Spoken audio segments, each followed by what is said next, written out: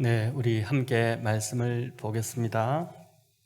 룻기 4장 13절부터 17절까지 말씀 우리 한 목소리로 같이 읽도록 하겠습니다. 룻기 4장 13절부터 17절까지 말씀 저와 여러분 한 목소리로 같이 읽습니다. 이에 보아스가 룻을 맞이하여 아내로 삼고 그에게 들어갔더니 여호와께서 그에게 임신하게 하심으로 그가 아들을 낳은지라. 여인들이 나오미에게 이르되 찬송할지로다. 여호와께서 오늘 내게 기업 물을 자가 없게 하지 아니하셨도다.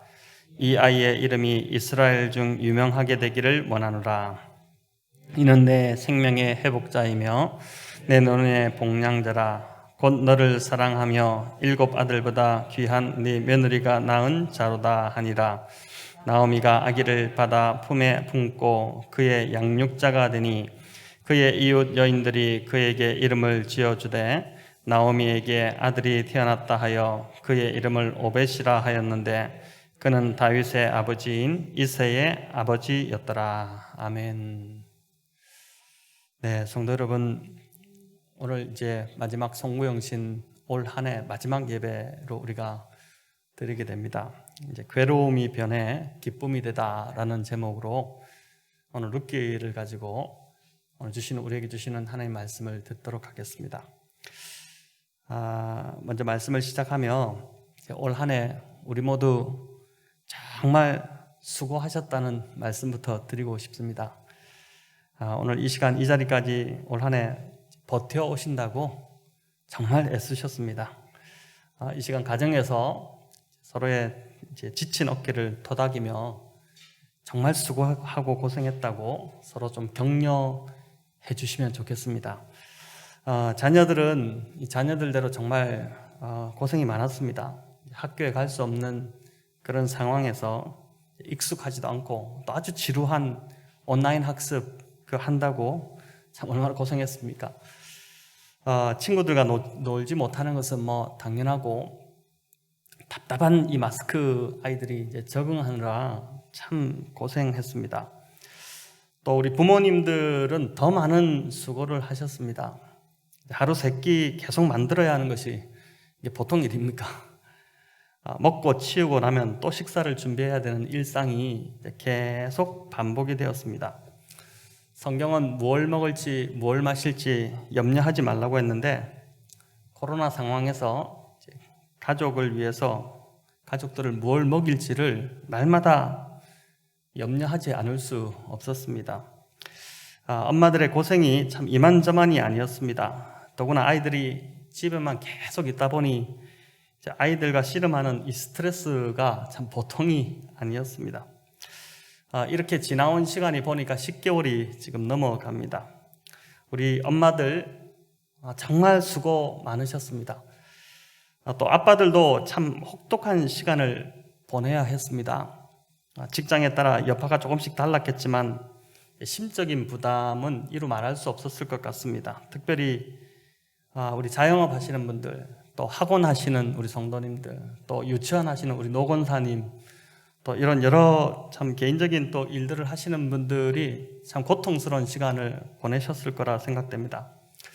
얼마 전에 한 음식점에 가서 이제 음식을 포장해서 가려고 갔었는데 기다리는 중에 이제 많이 힘드셨죠? 이렇게 말을 건네니까 그분께서 하시는 말씀이 이거 정말 손님들이 없어서 벌어서 월세 주고 나면 남는 게 하나도 없습니다. 이렇게 말씀하시는데 참 그 얼굴 표정이 잊혀지지가 않습니다. 교회도 참 쉽지 않았습니다.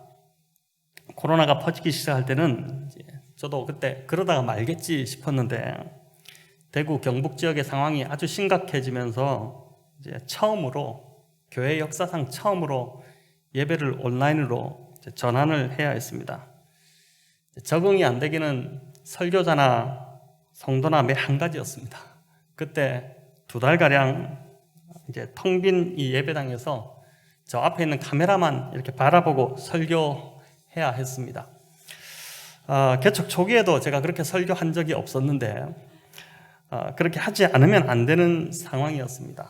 이 온라인 예배를 위해서 우리가 한 10개월여간 지금 온라인 예배를 계속 드려왔는데, 우리 수고하신 강도사님, 전도사님, 또 우리 찬양팀, 또 우리 반주자들, 또 운영위원 우리 집사님들 참 많이 애쓰고 수고하셨습니다.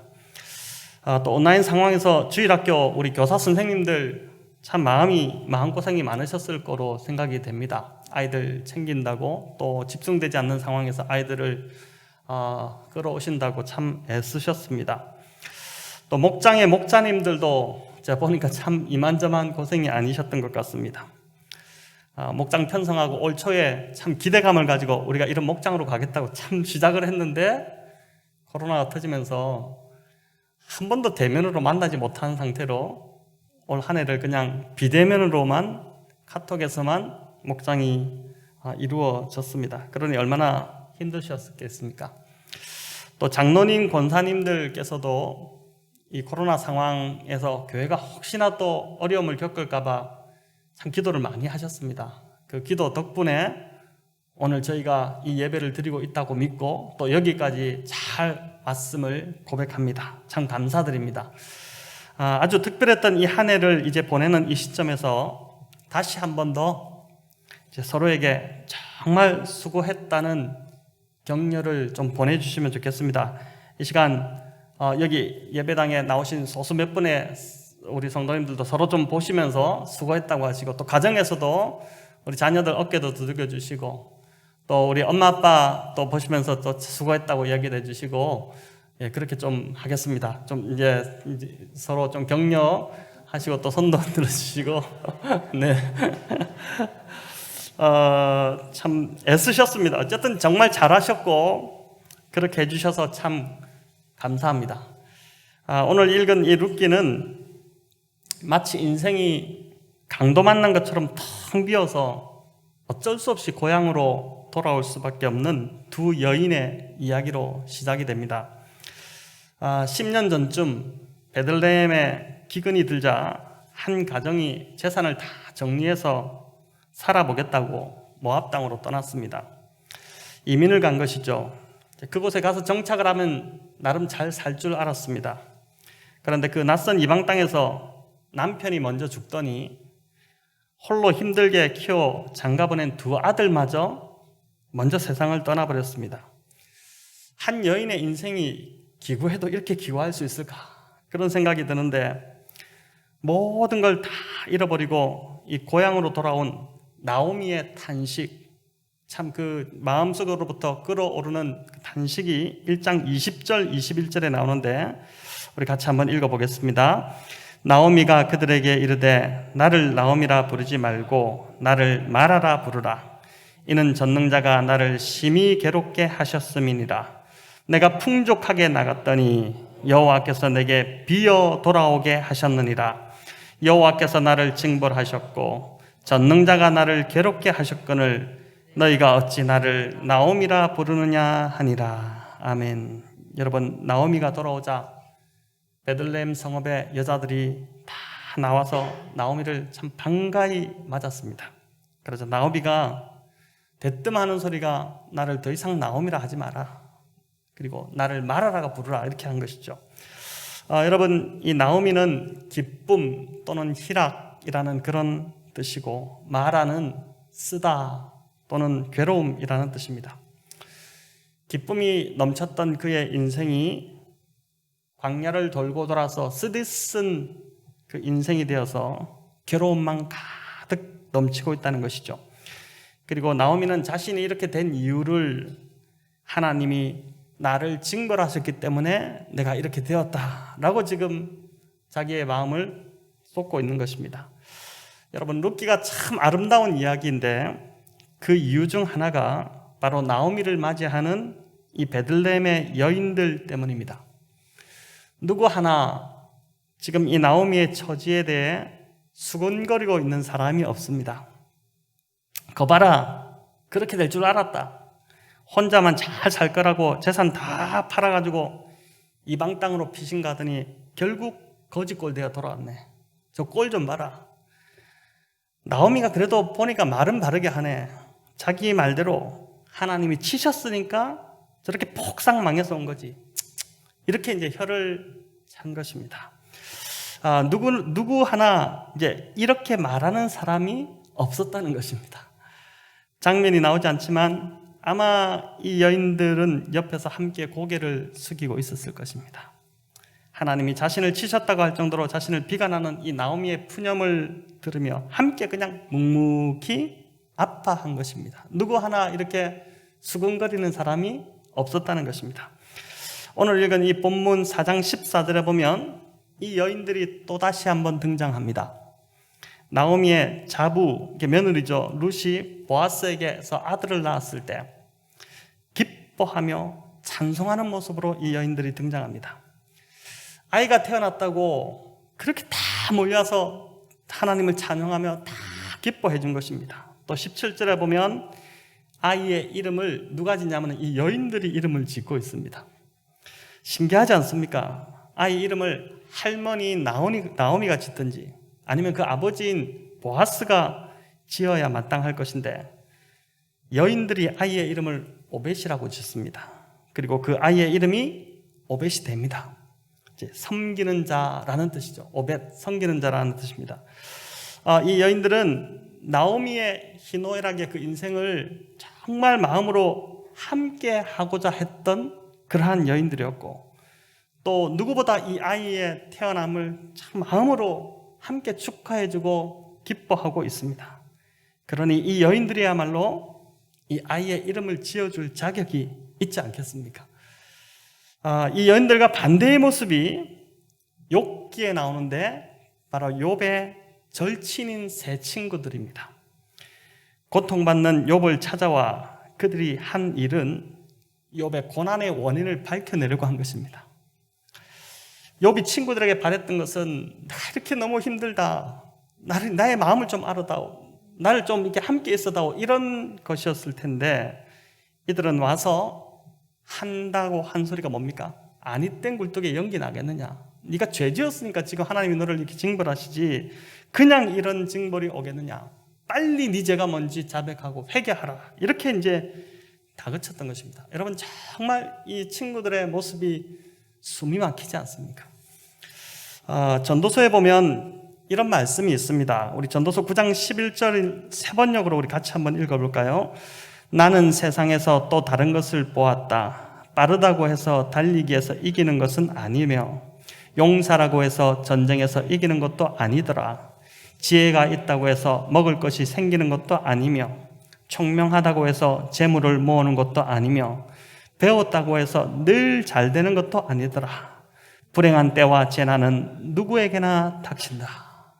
이 전도서 솔로몬이 말해주는 지혜인데 고난은 사람을 가리지 않고 찾아온다는 것입니다. 그렇기 때문에 누군가 고난당할 때 원인을 찾으려고 하지 말고 우리는 자꾸만 왜 저 사람이 저렇게 됐을까? 그 원인을 생각하려고 하는데 그러지 말고 그냥 묵묵히 옆에서 함께 아파해 주는 것이 우선이라는 것입니다. 룻기의 초점이 여기 있습니다. 룻기는 누구나 나오미처럼 인생이 텅 빌 때가 찾아올 수 있다는 것입니다. 마치 삶을 통째로 도둑맞은 것처럼 될 때가 있다는 것이죠. 어떤 경우는 그 사람의 탐욕이나 죄 때문에 생긴 고난일 수도 있습니다. 그러나 많은 경우는 참 성실하게 살려고 했고 그렇게 참 노력했는데 이렇게 인생을 도둑맞게 되는 일들이 가끔씩 찾아온다는 것이죠. 본문에서 나오미에게 닥친 이 고난도 보니까 이유를 모릅니다. 기근을 피해 그냥 이방 땅으로 가서 열심히 산 것밖에 이유가 없습니다. 룻기 1장에 보면 1장 1절에 보면 베들레헴 땅에 흉년이 들었다 이렇게 시작하거든요. 이 흉년의 히브리어가 라합이라는 단어입니다. 여러분 이 단어는 어떤 단어냐면은 아주 극심한 기근을 뜻하는 단어입니다. 적당히 기근이 왔다 가는 것이 아니라 가물어서 먹을 것이 다 말라 비틀어져서 곡식이 완전히 바닥난 상태. 그런 극심한 가뭄입니다. 어린 자식들 딸린 부모로서는 그냥 앉아서 굶어 죽을 수 없는 노릇이지 않습니까? 뭐라도 해야 하지 않겠습니까? 그게 부모 마음이죠. 그래서 재산 정리해서 살 곳을 찾아 떠난 것입니다. 자식들 먹여 살리려고 노력한 죄밖에 없습니다. 누구든 이 상황이었다면 이 나오미처럼 이렇게 갈 길을 찾아서 아마 떠나고자 했을 것입니다. 또 본문에는 남편과 두 아들이 죽었다는 아주 객관적인 사실만 전할 뿐 왜 그들이 죽었는지 이유를 전혀 밝히고 있지 않습니다. 그렇기 때문에 그들이 약속의 땅을 떠나서 이방 땅 모압으로 갔기 때문에 이런 징벌을 받았다고 함부로 단정하지 말아야 된다는 것입니다. 개인의 주관적 생각을 따라 단정적으로 말하는 말투, 그렇게 이제 말이 습관이 되면 참 그게 곤란해지죠. 그런 말투가 이렇게 어려움을 만난 사람들에게는 아주 큰 상처가 될 수 있다는 것이죠. 룻기 전체를 읽어봐도 나오미가 왜 이런 고난을 당했는지 묻지도 따지지도 않고 있습니다. 나오미 스스로가 자신이 하나님께 그냥 징벌받았다고 그렇게 말할 뿐입니다. 누가 말하지 않아도 스스로 지금 그렇게 느끼고 있습니다. 여러분, 이런 어려움을 당할 때 가장 괴로운 것이 뭡니까? 자책이지 않습니까? 내가 그때 그런 결정을 하지 말았어야 되는데, 이런 자책으로 안 그래도 내가 지금 괴로워 죽겠는데 그런 사람에게 네가 네 잘못 때문에 지금 이런 징벌에 임했다고 말하는 것보다 더 잔인한 것은 없는 것이죠. 중요한 것은 그 사람의 죄로 인한 결과든 또 이유 없이 찾아온 고난이든 사람이 이렇게 고난에 처하게 될 때 그 사람을 어떤 관점으로 바라보고 대하느냐 하는 것입니다. 욥의 세 친구의 관점을 가져서는 안 된다는 것이죠. 욥의 세 친구처럼 그렇게 접근해서는 안 된다는 것이죠. 룻기에는 하나님이 직접 전면에 나타나 있지 않습니다. 같은 시대의 이야기인 바로 앞에 있는 이 사사기만 하더라도 하나님이 정말 많이 나타나시고 사람들에게 친히 나타나셔서 직접 말씀하시기도 하셨습니다. 기드온에게도 그렇고 여러 사사들에게 직접 나타나셨죠. 하지만 룻기에는 전체를 보아도 하나님의 모습이 보이지 않습니다. 하나님이 나타나지 않는 것 같습니다. 그러나 룻기에 등장하는 이 인물들은 하나님이 어떤 분이신지, 그분의 성품이 어떠한지를 아주 충분하게 드러내고 있습니다. 그러니까 이 베들레헴의 여인들도 그 중에 하나인 것입니다. 하나님은 이 여인들처럼 고통하는 나오미 옆에서 함께 아파하시는 분이시고, 또 후일에 이 나오미의 삶이 회복되어서 룻이 아들을 낳고 막 기뻐할 때 그 나오미 옆에서 나오미보다 다 기뻐하는, 마치 이 여인들이 막 기뻐하며 찬송했던 것처럼 그런 모습이 하나님이시다. 하나님이 전면에 보이지 않지만 이 여인들을 통해서 하나님이 어떤 분이신지를 지금 보여주고 있는 것입니다. 마찬가지로 하나님은 우리의 이 고난 속에 함께 아파하시는 분이시고, 우리가 그 고난을 빠져나와 다시 기쁨의 삶을 회복하기를 누구보다 원하신다는 것입니다. 이 나오미의 이름처럼 저와 여러분의 삶이 쓰디쓴 이 괴로운 마라의 인생으로 끝나는 것이 아니라 거기서 빠져나와서 기쁨과 희락의 뜻을 담은 이 나오미의 인생을 찾기를, 그 인생으로 들어가기를 누구보다 더 원하고 원하신다는 것이죠. 우리가 죄로 인해 빠진 고난이든지 아니면 이유를 알 수 없는 고난 속에 있든지 그 어떤 고난에 있더라도 중요한 건 하나님께서 저와 여러분이 그 고난 속에서 빠져나와 기쁨을 다시 회복하고 그 삶으로 다시 들어가기를 바라신다는 것입니다. 이것이 룻기가 보여주는 하나님의 성품이고 우리를 향하신 하나님의 뜻인 것이죠. 코로나로 인해 올 한 해 우리는 정말 쓰디쓴 이 마라의 시간을 지금 저와 여러분이 통과하고 있습니다. 코로나가 처음 터졌을 때 일부 목사들은 이것이 죄로 인한 하나님의 심판이고 징벌이라고 외쳐대고 설교했었습니다. 물론 인간의 탐욕이 빚은 그런 결과일 수 있겠지만 중요한 건 이런 사회적 고통이 다 사회를 뒤덮을 때 이들을 대하는 그리스도인들의 태도입니다. 욥의 세 친구의 태도가 아니라 오늘 이 베들레헴의 여인들처럼 함께 아파하는 자들이 되는 것이 중요하다는 것입니다. 코로나로 힘들어하는 이웃을 돌아보는 것, 그들의 회복을 도울 수 있는 길을 찾는 것, 그것이 바로 이 베들레헴 여인들처럼 행하는 일이고 이것이 곧 룻기에 나타난 하나님의 성품이고 하나님의 마음이라는 것입니다. 이제 룻에 대해서 좀 더 살펴보겠는데, 모압 땅에서 돌아온 룻은 그냥 주저앉아 있지만은 않았습니다. 2장 2절을 우리 같이 한번 읽어보겠습니다. 같이 읽습니다. 모압 여인 룻이 나오미에게 이르되 원하건대 내가 밭으로 가서 내가 누구에게 은혜를 입으면 그를 따라서 이삭을 주겠나이다 하니 나오미가 그에게 이르되 내 따라 갈지어다 하매. 아멘. 자, 베들레헴이 시어머니 나오미의 고향이었지만 며느리 룻에게는 낯설기만 한 타향이었습니다. 그럼에도 룻은 일어나 이삭을 주우러 밭으로 나갑니다. 그 낯선 환경을 향해서 걸어 나간 것입니다. 자신의 처지를 원망하고 불평하며 막 주저앉아 있지 않고 낯선 상황을 향해 묵묵히 걸어 나가 자신이 할 수 있는 일을 찾아서 그냥 그 일을 묵묵히 해낸 것입니다. 룻이 맡겨진 일을 대충 떼우거나 적당히 하지 않았습니다. 그냥 눈가림으로 하지 않았습니다. 우리 2장 5절부터 7절인데 이것도 같이 읽어보겠습니다.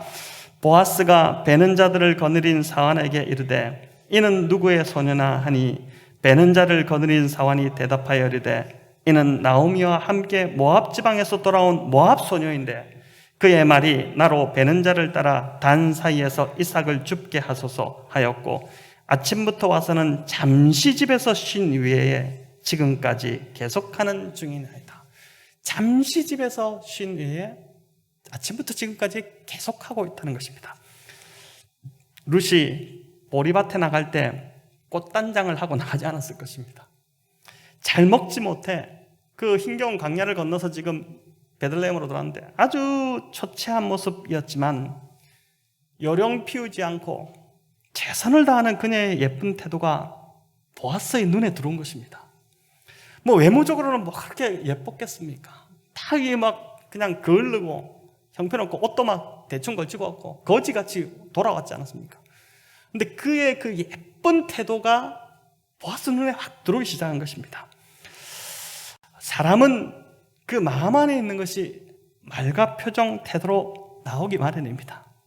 만약에 룻이 내 처지가 타향에 와서 보리 이삭이나 죽고 있다니 이게 무슨 꼴인가 이런 마음이었다면 보아스의 눈에 절대 띄지 않았을 것입니다. 처지는 나아진 게 없지만 지금 보리 이삭이라도 죽게 된 것 이게 얼마나 감사한 일이냐. 그 감사가 얼굴로 나오기 시작하고 그러면서 열심히 최선을 다하고 있는 그녀의 태도가 보아스에게 그녀를 이끌어 주었던 것이죠. 룻에게 베들레헴이 낯설었던 것처럼 처음 겪는 이 코로나라는 상황은 저와 여러분에게 무척이나 낯선 상황이었습니다. 지금까지 당연하던 것이 당연치 않게 되었고 많은 것을 우리에게서 빼앗아갔고 또 할 수 없게 만들어버렸습니다. 처음에는 참 답답한 마음에 화도 나고 때로는 막 망연자실하기도 하고 그렇게 했지만은 룻처럼 이 낯선 상황에서 내가 할 수 있는 일들을 찾아서 그냥 그 조그만 일을 묵묵히 해나가는 것이 결국 소망으로 나를 이끌어 주게 된다는 사실을 오늘 저와 여러분은 깨닫고 있습니다. 경험했지 않습니까? 많은 사람들이 코로나 앞에서 좌절하고 주저앉기도 했지만 우리 성도님들은 저도 그렇고 아주 묵묵히 주어진 일들을 하면서 오늘 이 시간까지 달려왔다고 믿습니다. 정호성 시인의 새들은 바람이 가장 강하게 부는 날 집을 짓는다 이런 제목의 글이 있습니다. 이 참 통찰을 주는 글인데 여러분 까치와 같은 이 새들이 언제 집을 짓는지 아십니까? 바람이 아주 강하게 부는 날 집을 짓는답니다. 강한 바람이 불 때면 나뭇가지들이 많이 떨어집니다. 주로 굵은 가지가 아니라 굵은 가지는 흔들리지 않고 붙어있죠. 잔가지들이 떨어집니다. 바람이 불 때면 이런 잔가지들을 모으기가 쉬운 것이죠. 하지만 바람이 불 때 잔가지를 그 까치가 입에 물고 힘들게 그것을 나르기가 입에 물기도 쉽지 않고 그걸 나르는 것도 바람이 부는데 쉽지 않죠. 무엇보다도 나무 높은 곳에다가 이제 집을 짓는데 얼기설기 막 나뭇가지를 이렇게 걸쳐서 둥지를 만들어야 하는데 바람이 불면 잔가지가 고정이 안 되고 다 땅으로 떨어지기 일쑤입니다. 바람이 없는 날 둥지를 지으면 이런 고생하지 않아도 되는데 왜 새들은 굳이 바람이 강한 날 둥지를 짓는 것일까요? 강하게 부는 날 지은 집은 강한 바람에도 부서지지 않지만 바람이 불지 않는 날 지은 집은 약한 바람에도 그냥 쉽게 허물어지기 때문에 그렇습니다. 이처럼 고난의 강한 오늘 한 해 이 고난이라는 강한 바람 속에서 우리가 묵묵히 삶을 살아내기가 참 쉽지 않았지만은 올 한 해 우리가 이 버텨내기가 얼마나 힘들었습니까? 그러나 그런 어려움 속에서 좌절하거나 주저앉지 않고 묵묵히 지은 우리의 가정, 힘들게 올 한 해 가정을 꾸려왔지 않습니까? 또 우리의 일, 그리고 또 교회와 신앙, 이것은 이제 코로나보다 더 강한 바람이 불어와도 앞으로 우리가 흔들리지 않고 잘 버텨내게 될 수 있다는 것입니다. 코로나라는 강한 바람이 불 때 올 한 해 우리가 이 집을 지었기 때문에, 특별히 우리 교회 공동체를 올 한 해 이렇게 버텨내 보았지 않습니까? 그렇기 때문에 우리가 더 강한 바람이 와도 이제는 우리가 버틸 힘이 또 하나 생겼다는 것이죠. 이 이야기를 통해 개인적으로 묵상한 것이 하나 더 있습니다. 새들이 집을 짓는 가지는 굵고 큰 가지가 아니라 작고 가느다란 가지입니다. 가늘어야 입에 물고 높이 날 수가 있고, 또 가늘어야 잘 휘어지기 때문에 가지끼리 촘촘하게 이렇게 얽을 수가 있습니다.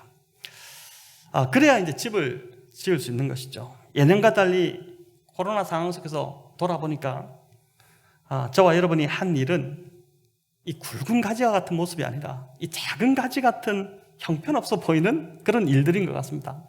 그러니까 내가 뭘 했나 싶기도 하고 그렇습니다. 하지만 룻처럼 이 예쁜 태도로 그냥 묵묵히 내가 내 할 일을 했다면 우리는 올해 우리가 한 일이 비록 작은 가지 같은 모습이지만 그 작은 가지로 우리가 참 튼튼한 집을 지은 것입니다.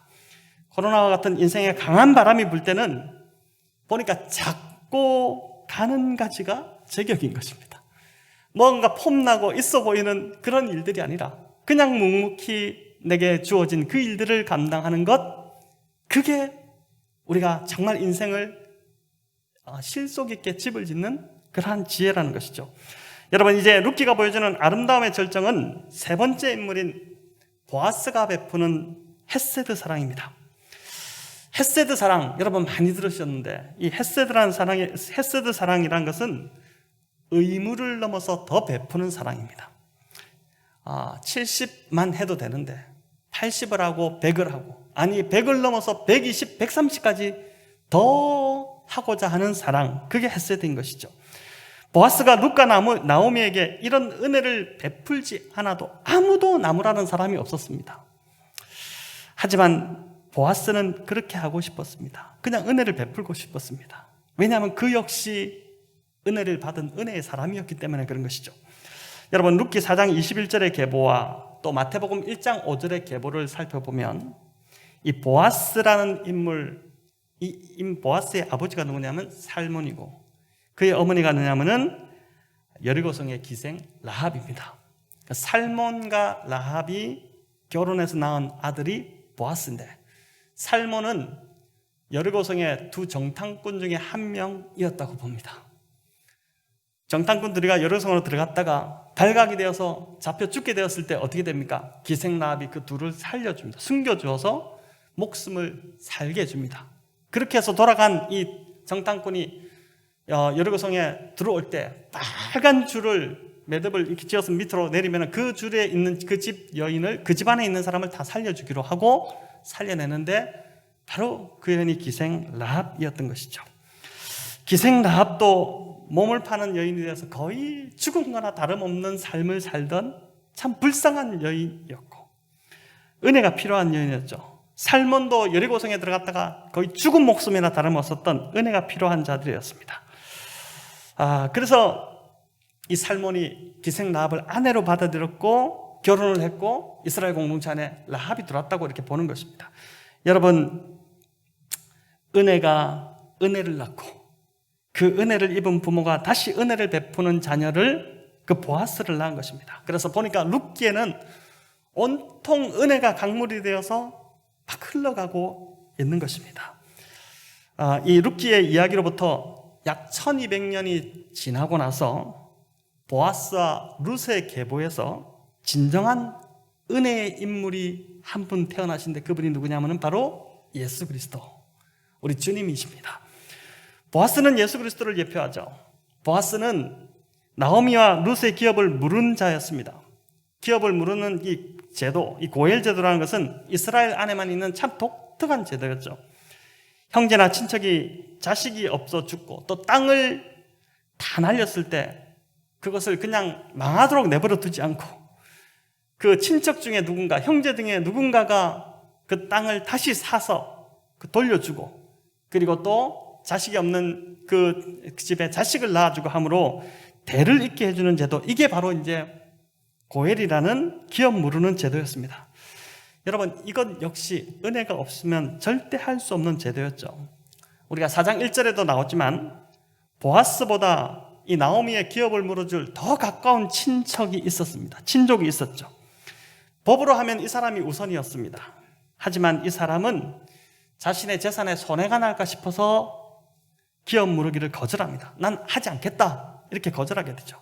여러분, 이게 보통 세상 사람들의 모습입니다.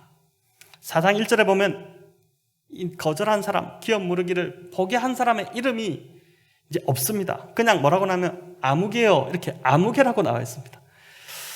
성경에 참 이름 하나 변변치 못하고, 그러니까 이게 뭘 말해줄까요? 은혜를 베풀지 않는 자의 이름을 굳이 기억할 필요가 없다는 것을 보여주는 것입니다. 올 한 해 어쩌면 저와 여러분의 인생이 이 나오미와 룻처럼 텅 빈 인생이 되었을 수도 있습니다. 어떤 분은 정말 이게 뭔가 인생이 완전 다 도둑 맞아버렸네, 이런 생각이 드는 분들도 있을 것입니다. 우리가 2020년을 시작하며 올 한 해 참 특별 새벽기도도 하고 그렇게 열심히 살겠다고 다짐하며 출발했지만 코로나라는 인생의 흉년을 우리가 만나 삶이 참 텅 빈 것 같은 그런 상황이 되었을 수 있습니다. 하지만 저와 여러분에게는 이 나오미와 룻에게 보아스라는 기업 물어줄 사람이 있었던 것처럼 저와 여러분에게는 우리의 텅 빈 기업을 물을 분이 계시는데 그분이 바로 예수 그리스도, 우리의 주님이십니다. 보아스와 비교도 안 될 만큼 예수님은 정말 능력이 있으신 분이시고 무엇보다 헷세대 사랑으로 우리를 사랑하시고 끝까지 책임져 주실 분이 바로 우리의 주님이신 것입니다. 우리는 그분의 사랑을 받기에 어떤 자격도 가치도 없습니다.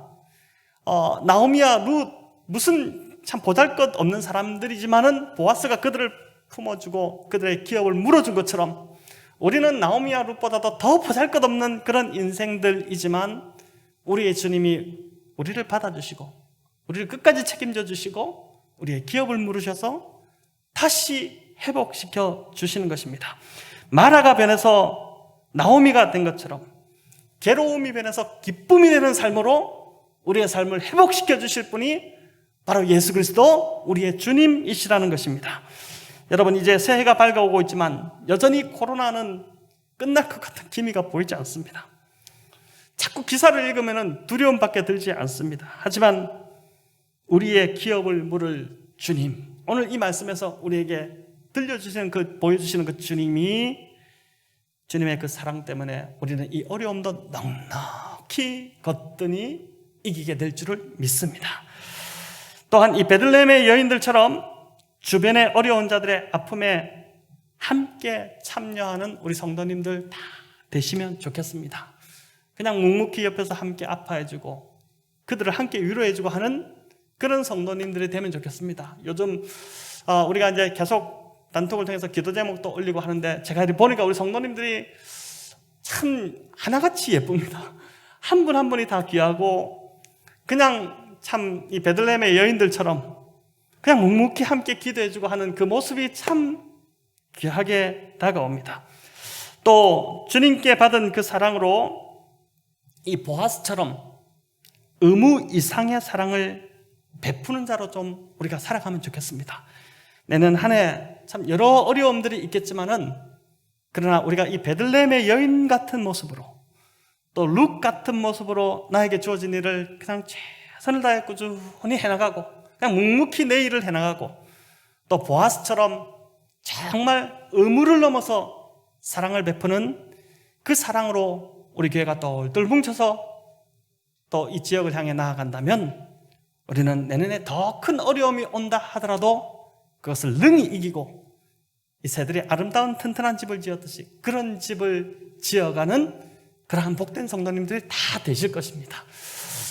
오늘 주신 이 연말 마지막 시간에 주신 이 말씀들을 기억하며 내년 한 해 정말 하나님의 사람으로 그렇게 힘차게 달려가시는 우리 성도님들 다 되시기를 우리 주님의 이름으로 축원합니다.